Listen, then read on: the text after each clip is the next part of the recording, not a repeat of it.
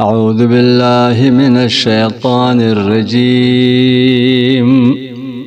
بسم الله الرحمن الرحيم. إنا أرسلنا نوحا إلى قومه أن أنذر قومك من قبل أن يأتيهم عذاب أليم.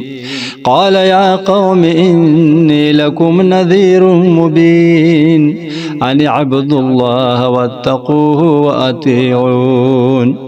يغفر لكم من ذنوبكم ويؤخركم إلى أجل مسمى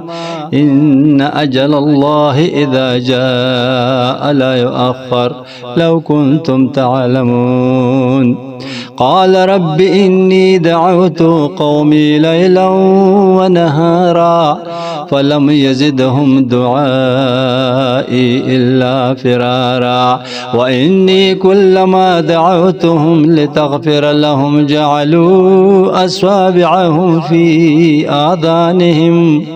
واستغشوا ثيابهم وأصروا واستكبروا استكبارا ثم إني دعوتهم جهارا ثم إني أعلنت لهم وأسررت لهم إسرارا فقلت استغفروا ربكم إنه كان غفارا يرسل السماء عليكم مدرارا ويمددكم بأموال وبنين ويجعل لكم جنات ويجعل لكم أنهارا ما لكم لا ترجون لله وقارا وقد خلقكم أطوارا ألم تروا كيف خلق الله 7 سماوات طباقا وجعل القمر فيهن نورا وجعل الشمس سراجا والله أنبتكم من الأرض نباتا ثم يعيدكم فيها ويخرجكم إخراجا والله جعل لكم الأرض بساطا لتسلكوا منها سبلا فجاجا قال نوح رب إنهم عصوني واتبعوا من لم يزده ماله وولده إلا خسارا ومكروا مكرا كبارا وقالوا لا تذرن آلهتكم ولا تذرن ودا